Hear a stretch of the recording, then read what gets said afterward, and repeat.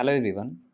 TS EAMCET BiPC స్టూడెంట్స్కి good news అండి. Pharmacy, PharmD, biotechnology కౌన్సిలింగ్కి సంబంధించి ఇంపార్టెంట్ అప్డేట్ వచ్చింది.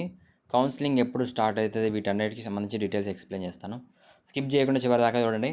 కౌన్సిలింగ్ స్టార్ట్ అయింది అని అంటే మీరు ఏదో ఒక ఇన్ఫర్మేషన్ లాస్ అయ్యే ఛాన్సెస్ ఉంటాయి, ఏదో ఒక ఇన్ఫర్మేషన్ మిస్ అవ్వచ్చు.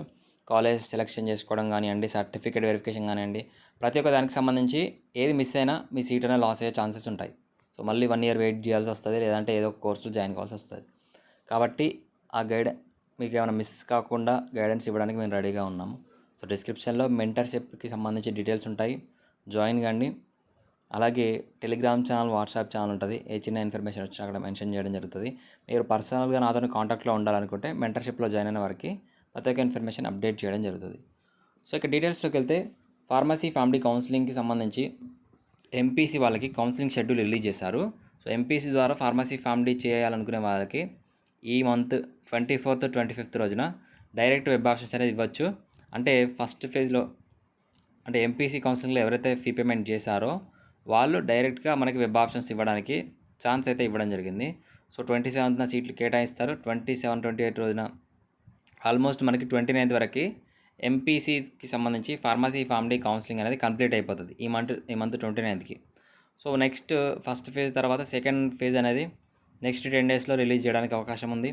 అంటే ఎంపీసీకి సంబంధించి pharmacy PharmD counselling, MPC pharmacy PharmD counselling అయిపోయిన తర్వాత BiPC pharmacy PharmD counselling start అవుతుంది. అంటే అక్టోబర్ ఫస్ట్ వీక్లో కానివ్వండి, అక్టోబర్ 10th వరకు కానివ్వండి, బైపీసీ ఫార్మసీ ఫార్మ్డీకి సంబంధించి కౌన్సిలింగ్ స్టార్ట్ కావడానికి అవకాశం ఉంది. అంటే అక్టోబర్ సెకండ్ వీక్లో ఖచ్చితంగా బైపీసీ ఫార్మసీ ఫార్మ్డీ కౌన్సిలింగ్ అనేది స్టార్ట్ అవుతుంది.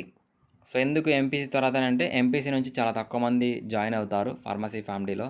రిమైనింగ్ సీట్స్ అంటే ఎంపీసీ ద్వారా 50% సీట్స్లో మిగిలిన సీట్స్ అన్నిటిని బైపీసీ ఫార్మసీ ఫార్మ్డీలో ఇంక్లూడ్ చేస్తారు. కాబట్టి స్టూడెంట్స్ లాస్ కాకుండా ఉంటుంది. కాబట్టి ఎంపీసీ తర్వాతే మనకి చేస్తారు.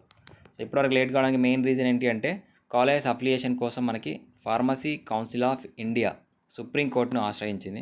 సో అందువల్ల మనకి ప్రవేశాలు అనేది లేట్ అయినాయి.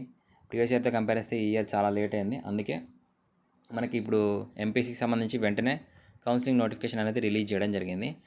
సో అక్టోబర్ సెకండ్ వీక్లో లేదా అక్టోబర్ 10th వరకు బైపీసీకి సంబంధించి ఫార్మసీ ఫార్మ్డీ కౌన్సిలింగ్ ఉంటుంది. కాబట్టి స్టూడెంట్స్ అందరూ రెడీగా ఉండండి. డాక్యుమెంట్స్ ఏమేమి కావాలి, నెక్స్ట్ ప్రాసెస్ ఏంటి అనేది డీటెయిల్స్ మన ఛానల్లో ఉంటాయి.